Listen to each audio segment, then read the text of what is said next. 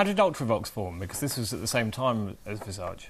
It was. In fact, kind of Visage came first, the collective, and of course it took such a long time. It was to record the thing because of everyone else's commitments. And when Visage was formed, the original Ultravox lineup was still very much in existence. They had gone off to America to tour and came back a broken band. John, the singer, left. Robin, the guitarist, left. Which left the nucleus of the band. They came back to find a letter on the doorstep from the record company saying thanks, but no thanks, your services are no longer required. Nice. So they lost the lead singer. Lost the singer, lost the guitarist, lost the record company. So it wasn't what you call a very vibrant time for them.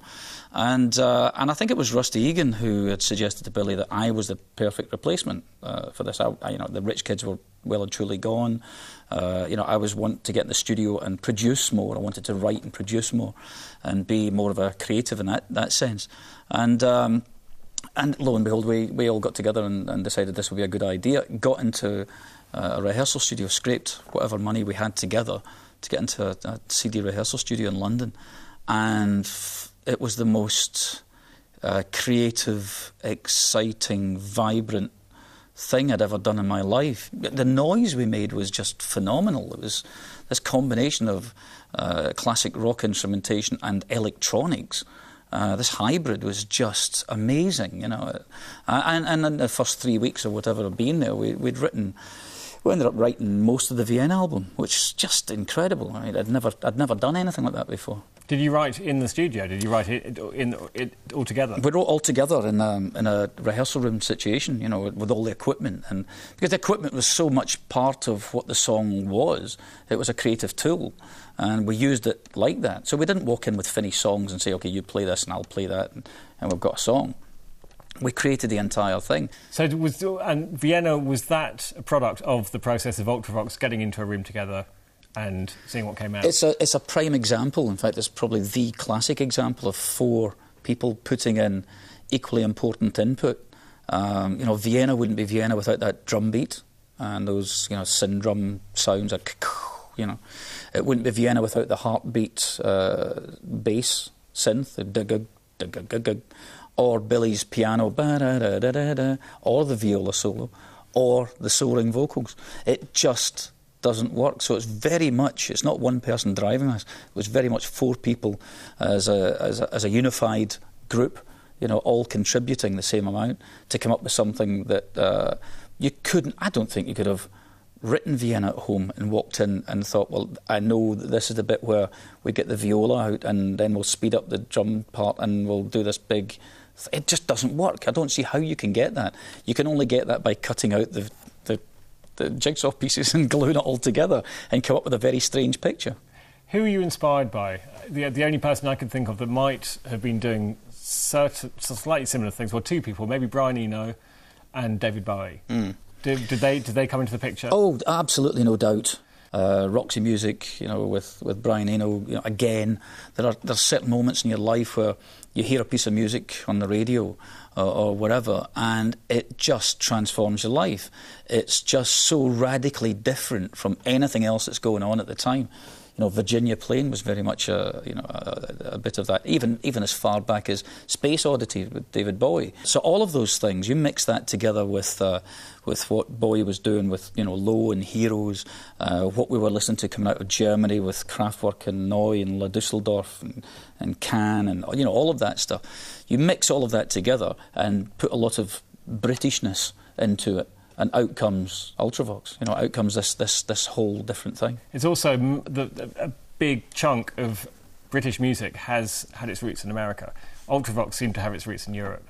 You're working with Connie Plank, who is the producer who I believe worked with Kraftwerk. That's right. And Can and a lot of those great German bands from the 70s. So, and then of course lyrically, Vienna. I mean, the name kind of gives it away, but it does have this very brooding, atmospheric feel. It doesn't have that kind of American optimism. It has a much darker European tone. Well, I think there's a great thing. I remember someone talking about, I think it was Marlon Brando, talking about method acting. And he said, well, I'm not going to eat and I'm not going to drink, I'm not going to do anything, I'm going to starve myself to do the part. And I think it was somebody like John Gielgud said, well, dear boy, why don't you just act? That's what you're meant to do. Well, as a writer, as someone who's writing songs, I didn't have to be in Vienna to write about it. I'd never been there. I knew there was a cultural centre of Europe a long time ago. I knew of the decaying elegance that it had, and I imagined what this would be like. And I imagined the atmospheres, the sound bites, the imagery. And I walked into the rehearsal room with, this means nothing to me, oh, Vienna. That was it. That's all I had. That's all I had, and the rest of it was kind of created as the music developed and it kind of came together. The lyrical ideas just came. The melody just came. It just kind of all grew organically. So I didn't have to be there and dip my toe in the mid-European waters to write about it. Could we hear it? Of course.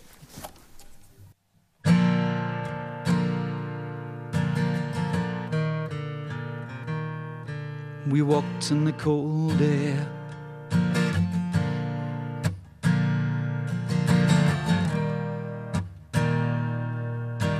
freezing breath on a window pane, lying and waiting.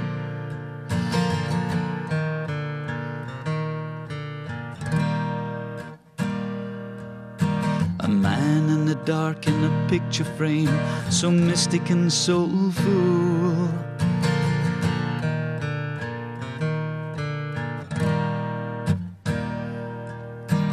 Voice reaching out in a piercing cry that stays with you until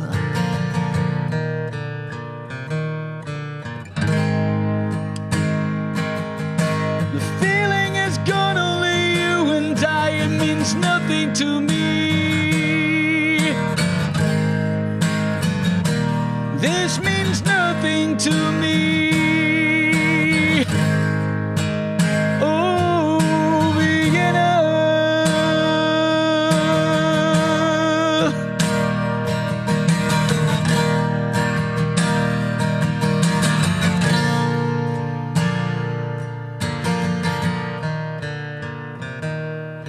The music is weaving,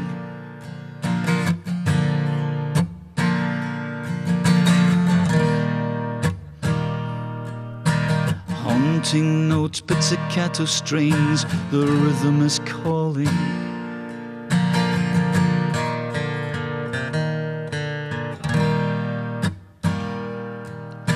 Alone in the night as the daylight brings a cool empty silence.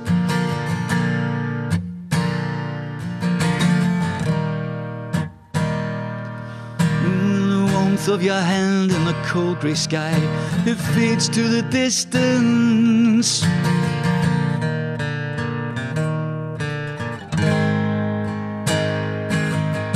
The image is gone, only you and I. It means nothing to me. This means nothing to me.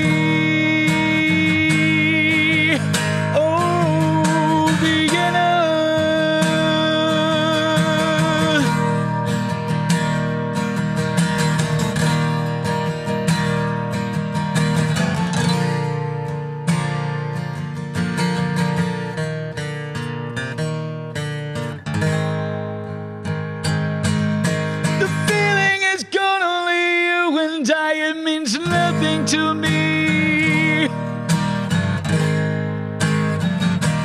this means nothing to me. Oh, Vienna.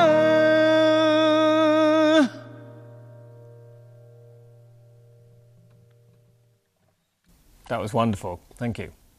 How about this means nothing to me? Was there a story behind that line? Yeah, if it's if you really boil it down, it's like you go to somewhere, anywhere in the world that's different. You see people doing it every summer. They go off to Ayia Napa or whatever, and they meet somebody, and it's wonderful, and they're madly in love because they're away from the daily grind of life. They're away from their job. It's a different mindset you're in.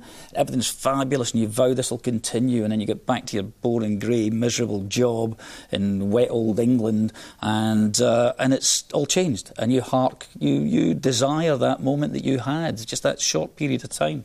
Well, the idea of being in Vienna and having one of these, liaisons in this beautiful atmospheric city, and then you come home and it just dies. It's gone. It's a moment in time that's just gone. It's like Brigadoon. It's not there anymore. It doesn't exist, but only in your head. And the idea of this just doesn't mean anything anymore. Just give me that moment back. Oh, Vienna, hearken for it. How about Dancing with Tears in My Eyes? When was this written? And also, what was this about? Because I heard that it was a nuclear concern. It's just pure misery in my part. I seem to excel at writing miserable songs, usually with the word grey in them. And I remember as a kid, again, it's harking back to my misspent youth as a kid living in Glasgow. Sunday afternoon movies were always a big thing to me on television. And it used to be the old black and white, the rubbish movies that they would show in the westerns, whatever. But every so often something would pop along, like The Third Man, which kind of reinvented itself in the Vienna video, or a movie the movie that I saw that stuck with me was a thing called On the Beach, which is a Neville Shute story. I saw the movie first and then read the book, and it was just this harrowing story about what happens after a nuclear accident, attack, whatever. But it just struck me that, what would you do if you knew you had 4 minutes left of your life, or a finite time left, and you can't run, you can't hide. And I thought, well, what would I do? I would put on my favourite piece of music, and I'd be with the people I love, people closest to me, my family, and you'd dance with tears in your eyes, because there's nothing else to do. There's no escape. There's no way around it. So can we hear Dancing with Tears in My Eyes? I'll certainly try for you. Okay.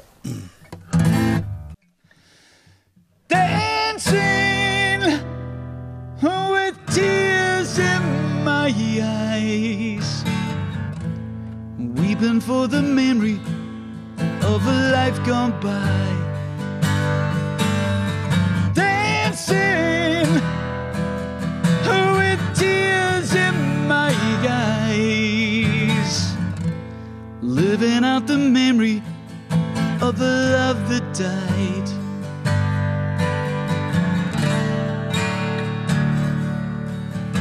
It's 5 and I'm driving home again. It's hard to believe that it's my last time. The man on the wireless cried again. It's over, it's over.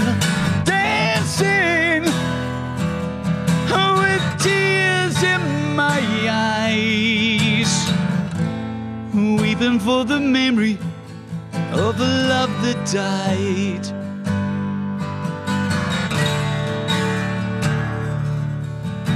It's late and I'm with my love alone. We drink to forget the coming storm. We love to the sound of our favorite song. Over and over, dancing with tears in my eyes, weeping for the memory of a life gone by.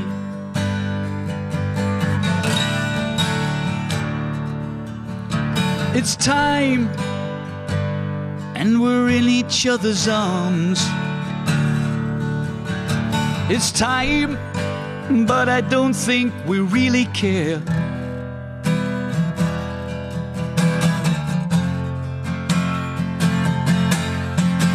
Dancing, oh, with tears in my eyes, weeping for the memory of a life gone by. Dancing with tears in my eyes, living out the memory of of love that died. Dancing, oh, with tears in my eyes.